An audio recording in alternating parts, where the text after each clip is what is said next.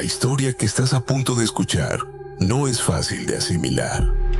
Habla de fe y de traición, de poder disfrazado de santidad y de una de las figuras más controvertidas en la historia reciente de la Iglesia Católica. Hoy vamos a adentrarnos en la vida de Marcial Maciel Degollado, fundador de los Legionarios de Cristo. Un hombre que durante décadas fue visto como un elegido de Dios, pero cuya realidad escondía abusos, manipulación, corrupción y crímenes que marcaron para siempre a decenas de víctimas. Este no es solo un relato de los pecados de un hombre, sino de un sistema que permitió que la verdad permaneciera en las sombras durante demasiado tiempo. Bienvenidos a Ecos del Silencio.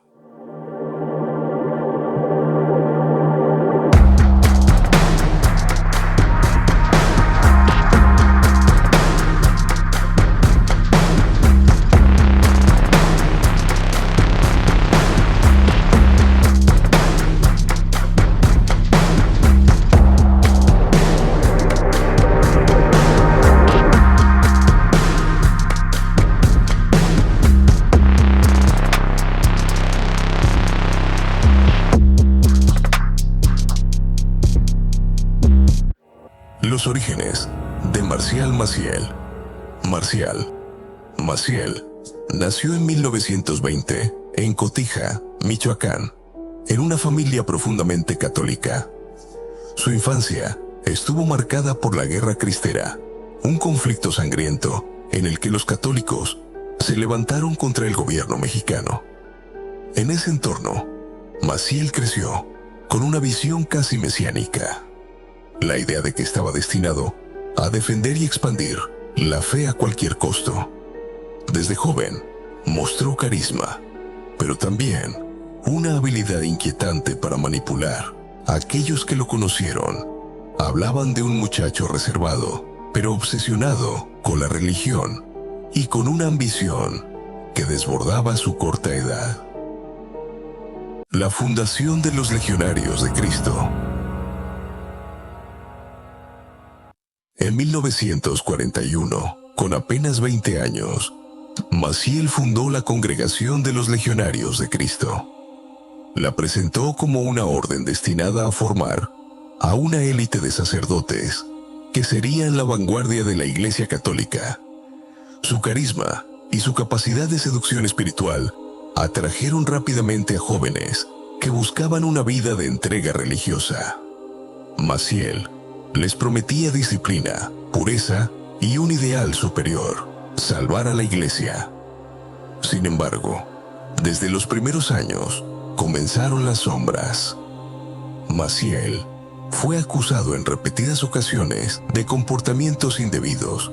Se le señalaba por manipular a sus seguidores, por un control excesivo y por un secretismo que iba mucho más allá de la disciplina normal de una congregación. Pero nada parecía detenerlo.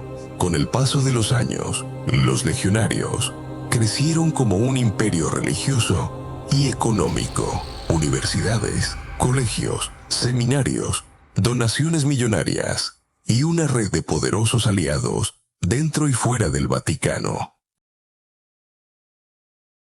El culto a la personalidad.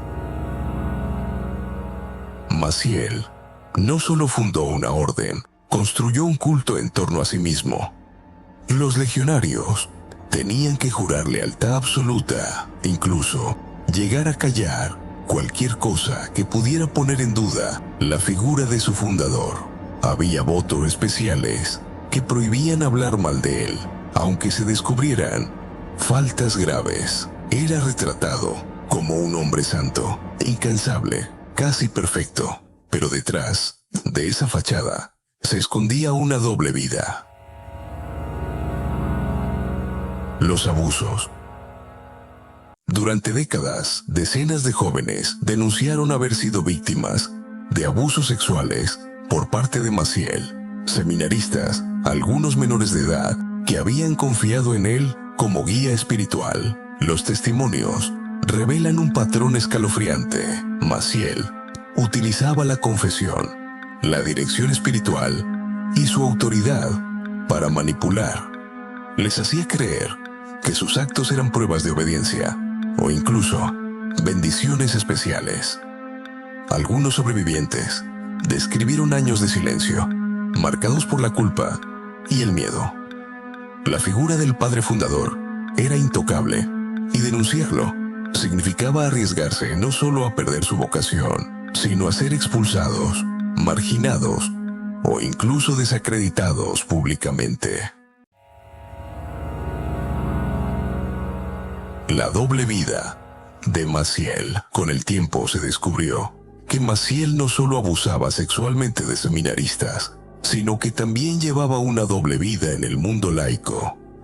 Mantuvo relaciones sentimentales con mujeres y tuvo hijos con al menos 2 de ellas.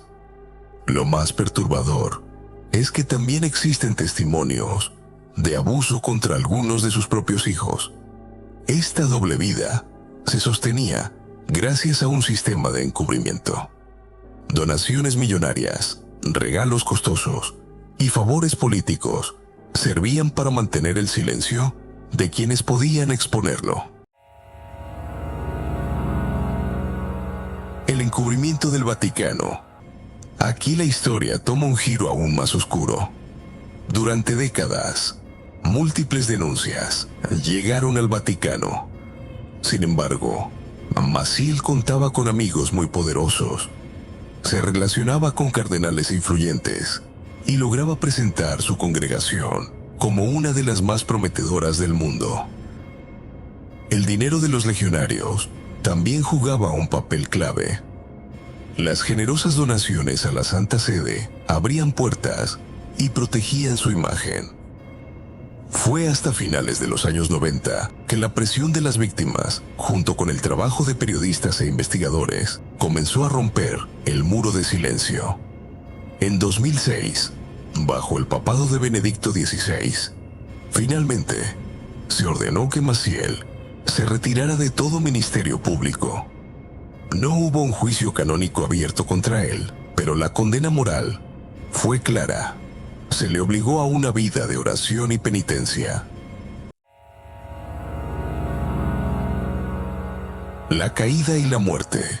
Maciel murió en 2008 en Estados Unidos, alejado de la gloria que había cultivado durante toda su vida. No hubo un juicio civil, nunca pisó una cárcel, y muchas de sus víctimas jamás vieron justicia en vida. Después de su muerte, la congregación reconoció públicamente los crímenes de su fundador y pidió perdón a las víctimas. Sin embargo, para muchos, el daño ya estaba hecho, el impacto y las heridas abiertas. El caso de Marcial Maciel no es solo el retrato de un hombre corrupto, es la evidencia de cómo el poder, el dinero y el silencio pueden corromper incluso las instituciones que deberían proteger a los más vulnerables. Decenas de hombres y mujeres cargan todavía con las cicatrices de lo que vivieron. Y aunque la verdad salió a la luz, queda la pregunta de cuántas historias más permanecen ocultas bajo el peso del miedo y del silencio. Hoy, al mirar hacia atrás, la figura de Marcial Maciel es un recordatorio inquietante. La santidad aparente puede ser el disfraz perfecto para el abuso. Este caso nos habla de la importancia de escuchar a las víctimas, de no callar frente al poder y de cuestionar incluso a quienes se presentan como irreprochables, porque el silencio protege al victimario, pero contar la verdad, aunque duela, abre caminos de justicia y de sanación. En Ecos del Silencio, creemos que estas historias deben ser contadas, no para revivir el dolor, sino para que nunca se repitan. Gracias por acompañarnos en este recorrido por una de las historias más oscuras de la Iglesia Católica contemporánea. Si este video resonó contigo, no olvides suscribirte, compartirlo y dejar tu comentario. La memoria es nuestra mejor herramienta contra el olvido. Nos vemos en el próximo caso, en Ecos del Silencio.